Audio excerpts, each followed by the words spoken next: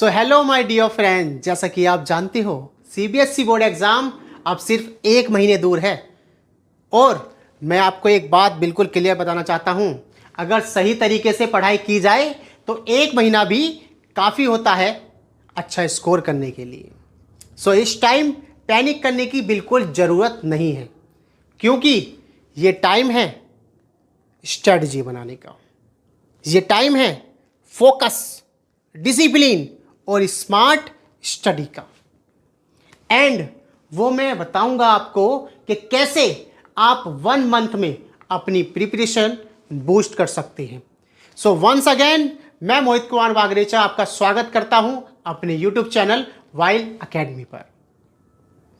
और आज मैं आपको ऐसे 7 स्टेप्स बताऊंगा, 7 स्टेप्स, जहां पर आपकी प्रिपरेशन केवल 1 मंथ में बूस्ट हो जाएगी और जिसमें 5वां और 7वां स्टेप बहुत ही ज़्यादा इंटरेस्टिंग और बहुत ही ज़्यादा इंपॉर्टेंट है। तो वीडियो को एंड तक देखना। तो चलो शुरू करते हैं सबसे पहले स्टेप से। नंबर 1, सबसे पहले कंपैरिजन बंद करो और प्रिपरेशन स्टार्ट करो, क्योंकि कुछ स्टूडेंट फास्ट पढ़ते हैं और कुछ थोड़ा टाइम लेते हैं, लेकिन सक्सेस दोनों को मिल सकती है। क्यों? क्योंकि आपका रियल कंपटीशन कोई और नहीं बल्कि आप खुद हो अपनी पिछली परफॉर्मेंस से। Number 2, NCERT. My dear friend, इस बात को याद रखना कि एनसीईआरटी को लाइन बाय लाइन पढ़ना है। उसके example, exercises, back questions, PYQ जिसे बोलते हैं, कुछ भी स्किप मत करो, क्योंकि सीबीएसई मोस्टली एनसीईआरटी के कॉन्सेप्ट पे ही क्वेश्चंस पूछता है। और अगर एनसीईआरटी स्ट्रांग हो गई तो एग्जाम की आधी टेंशन वहीं खत्म हो जाती है। सो एनसीईआरटी बहुत ही ज़्यादा जरूरी है। नंबर 3, आपका डेली रूटीन बहुत इंपॉर्टेंट है। सो आज से आपका डेली रूटीन कुछ इस तरह होना चाहिए कि 6 से 8 आवर्स की क्वालिटी स्टडी आप करो और हर 50 से 60 मिनट के बाद एक शॉर्ट ब्रेक ले सकते हैं। एंड देन अगेन स्टडी, और रोज टाइम दो रिवीजन के लिए, प्रैक्टिस क्वेश्चंस के लिए, सैंपल पेपर के लिए। और बहुत ज़रूरी बात ये कि late night mobile use, reels, unnecessary waste time सब बंद कर दो, अभी बंद कर दो बिल्कुल। Number 4, answer writing practice. भाई बहुत सारे स्टूडेंट को आंसर आता है, लेकिन राइटिंग प्रैक्टिस ना होने की वजह से उनके मार्क्स कट जाते हैं।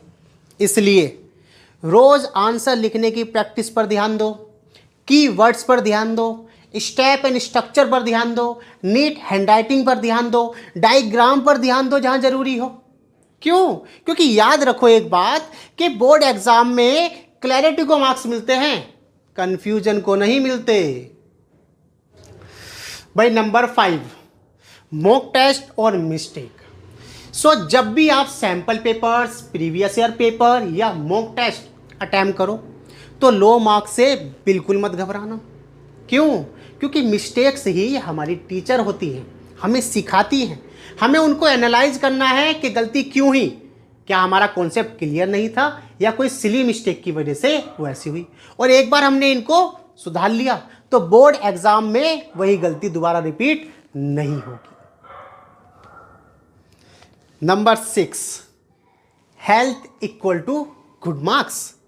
सो अपनी हेल्थ का ध्यान रखो, प्रॉपर स्लीप लो, कम से कम 6 से 7 घंटे की, लाइट और हेल्दी फूड खाओ और उसमें थोड़ी सी फिजिकल एक्टिविटी भी जरूर रखो, क्योंकि याद रखो एक बात कि थका हुआ दिमाग याद नहीं कर पाता। नंबर 7, सबसे लास्ट और सबसे इंपॉर्टेंट बात, खुद पर भरोसा रखो, मीन्स सेल्फ कॉन्फिडेंस।